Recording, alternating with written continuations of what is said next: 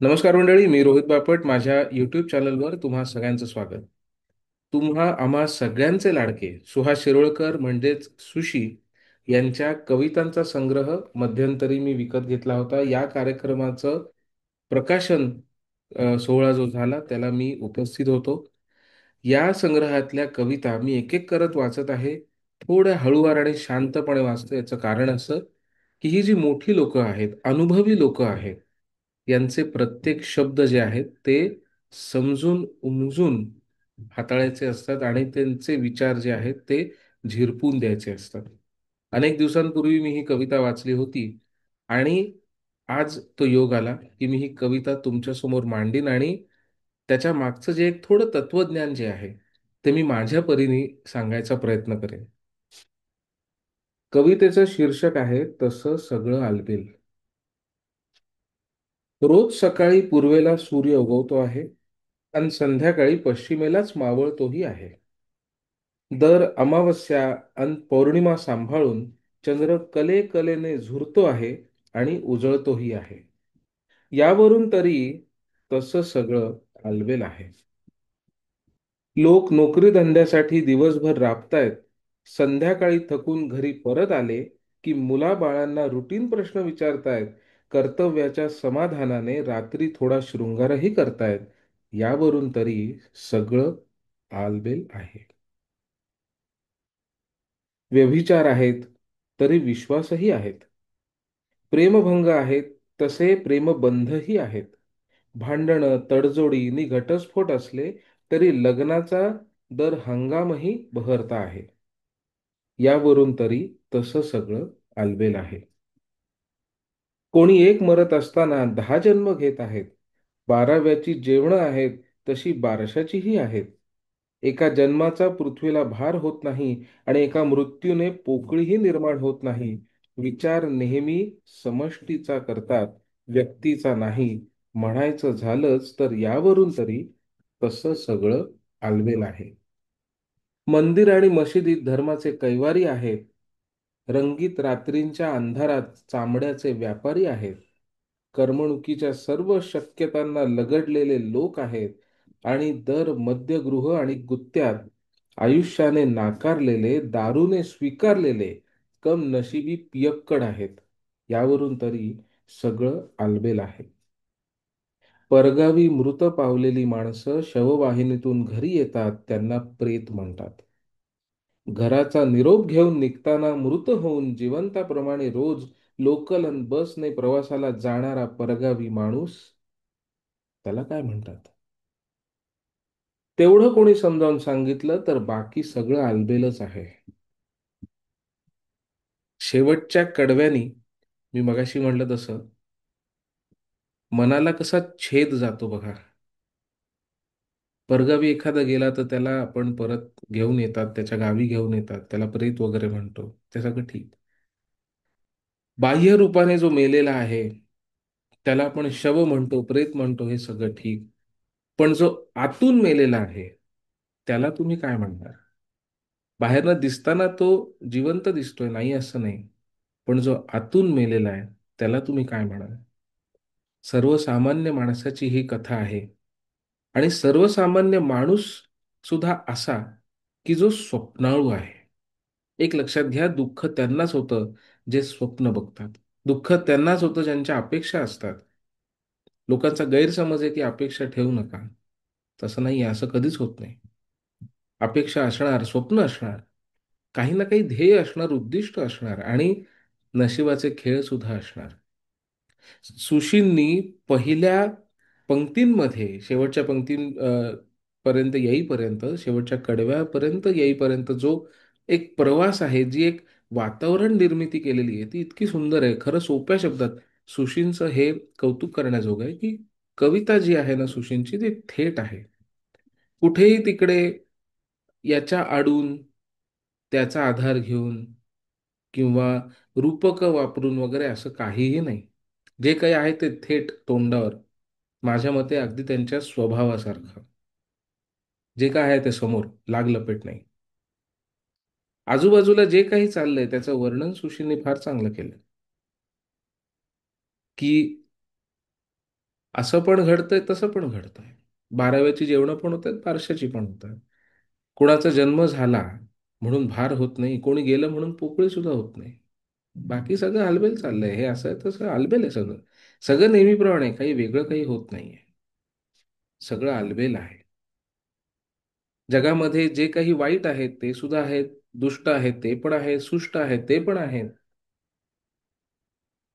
आयुष्य जगणारे पण आहेत, आयुष्य न जगता जगणारे पण आहेत. दारू पिणारे पण आहेत, त्यांना पाजणारे गुत्ते सुद्धा आहेत. कारण की बाकी कोणी जवळ केलं नाही तर ते दारू जवळ करतात. आता याच्यामध्ये सहानुभूती वगैरे असं काही नाहीये. वस्तुस्थिती जी आहे ती सुशीलने दाखवली. सुशीलच्या लेखनातलीच ही मुळात कमाल आहे फार मोठी, की कुठलीही भूमिका घेऊन ते आपले कुठले विचार मांडत नाहीत. भूमिका या अर्थाने की मी कोणीतरी आहे किंवा माझ्याकडे कुठल्या तरी विचारांचं एक संधान आहे आणि त्याच्यावरनं मी जगाचं मूल्यमापन करणार आहे. सुशी कुठेही मूल्यमापनच करत नाहीत. कारण की तसं जर असतं तर ते म्हणालेच नसते मंदिर आणि मशिदीत धर्माचे कैवारी आहेत. रंगीत रात्रींच्या अंधारात चांदण्याचे व्यापारी आहेत. हे पण आहेत, ते पण आहेत. कुठेही कशालाही गोष्टीचं सुशी मूल्यमापन कधीही करताना दिसत नाहीत. हे त्यांच्या लेखनाचं वैशिष्ट्य हे मला फार आवडतं. खरं तर जे मी स्वतःशी शिकलो त्यांच्याकडनं ते हे शिकलो, की त्रयस्थपणे बघण्याची क्षमता असायला हवी जगाकडे. दरवेळेस त्याचं मूल्यमापन करायची गरज नाहीये, की हे चांगलं, हे वाईट, हे नीती, अनीती वगैरे वगैरे गरज नाही. तुम्ही फक्त बघा. थोडंफार हे झेनच्या अंगाने जाणारी गोष्ट आहे, की जे समोर आहे ते बघायचा प्रयत्न करा. करमणुकीच्या सर्व शक्यतांना लगडलेले लोक आहे. शब्द कसा बघितला? लगडलेले. लगडले याचा अर्थ असा की त्याला धरून लोंबकाळून बसलेले आहेत. फळं लगडलेली असतात. बरोबर? ते धरून आहेत कुठेतरी धरून बसलेले आहेत, लोंबकळत आहेत त्याला. करमणुकीच्या सर्व शक्यतांना.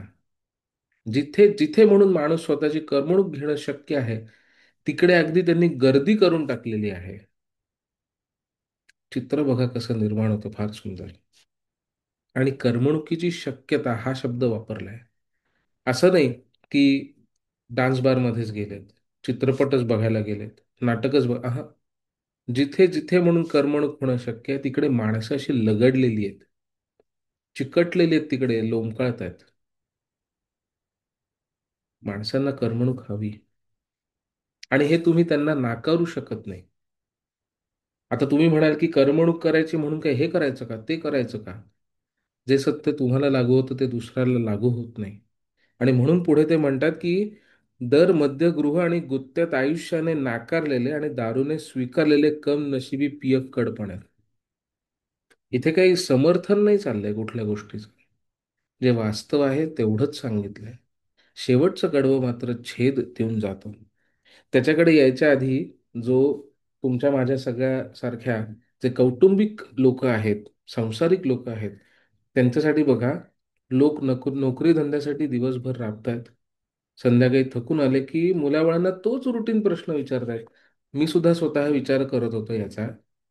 हे वाक्य वाचल्यानंतर मला माझंच हसू आलं, की मी सुद्धा संध्याकाळी किंवा जेव्हा वेळ असतो तेव्हा जवळपास रोज मुलांना एकच प्रश्न विचारतोय.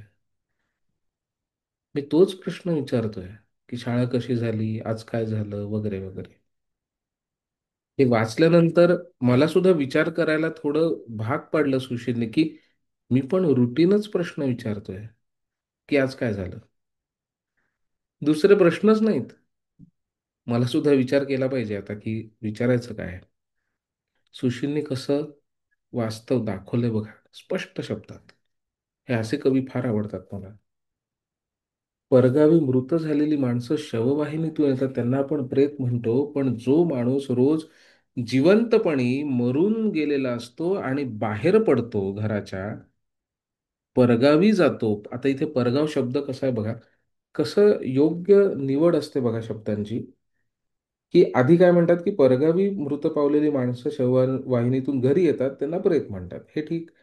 घराचा निरोप घेऊन जाताना मृत होऊन जिवंताप्रमाणे रोज लोकल आणि बसने प्रवासाला जाणारा परगावी जाणारा माणूस. खरं तर माणूस कामाला जातो ना बाहेर, सगळं आवरून वगैरे लोकल बसने लोक कामाला जातात.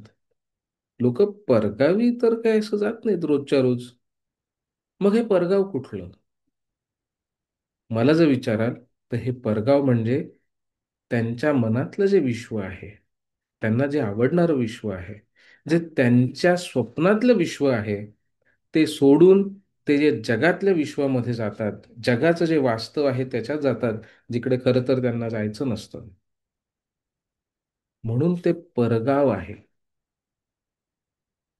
आपला जो एक, ज्याला आपण म्हणतो आपला झोन आहे, ही आपली जागा आहे, ही आपली मनातली जागा आहे, हे माझं स्व आहे. स्व हा जास्त चांगला शब्द आहे. हे स्व जे आहे, हे स्व सोडून मला जावं लागतंय. पाठीचा कणा जरा झुकवावा लागतोय. मान थोडी खाली ठेवावी लागतेय. आवाज चढवून चालत नाही. सलाम भाइयो, सबको सलाम, बरोबर ना? ते परगाव. आणि तो जो स्व आहे ते स्वतःचं गाव. आता त्या परगावी जो माणूस चाललेला आहे, दिसताना जिवंत आहे पण आतनं मरून गेलेला आहे, त्याला तुम्ही काय म्हणाल? एकदा हा प्रश्न सुटला, एकदा या शंकेचं निराकरण कोणी केलं, तर बाकी सगळं आलबेलच आहे. बाकी सगळं म्हणजे everything has been figured out except how to live the life. की हे आयुष्य जे आहे ते पोखरत आहे तुम्हाला. हे आयुष्य पोखरत पोखरत चाललेलं आहे. वरवर दिसताना सगळं अगदी ठीकठाकच आहे. वरवर दिसताना काही असं त्याच्यामध्ये प्रॉब्लेम झाला काही असं काही, सगळ्यांचे हसरे मुखवटे आहेत. सगळं चांगलं चाललंय. फक्त हा प्रश्नाचं उत्तर मला द्या, की हा जो परगावी जातो रोज उठून माणूस, दिसताना जिवंत आत्म मेलेला, त्याला तुम्ही काय म्हणाल? फार चांगली कविता आहे. सुहास शिरोळकरांच्या कविता हा कविता संग्रह सगळीकडे उपलब्ध आहे. त्याची माहिती मी देईनच. दिलीप राज प्रकाशनाने या संग्रहाची अ, निर्मिती केलेली आहे आणि प्रसिद्ध कवी वैभव जोशी यांच्या हस्ते या कविता संग्रहाचं प्रकाशन झालं होतं. जरूर लाभ घ्या. मला जर मिळाली तर त्याची लिंक सुद्धा मी या व्हिडिओच्या डिस्क्रिप्शनमध्ये ठेवीन. लाभ घ्या. तुम्हाला हा व्हिडिओ आवडला असेल, कविता आवडली असेल, भावार्थ आवडला असेल, तर जरूर लाईक करा, शेअर करा. सुशींच्या कवितांचा संग्रह आहे, हे अनेक जणांपर्यंत पोहोचणं गरजेचं आहे. त्यामुळे ज्यांना शक्य आहे त्यांना शेअर करा. पुढच्या वेळी भेटू पुढची कुठली तरी कविता घेऊन किंवा कुठला तरी विषय घेऊन. तोपर्यंत धन्यवाद.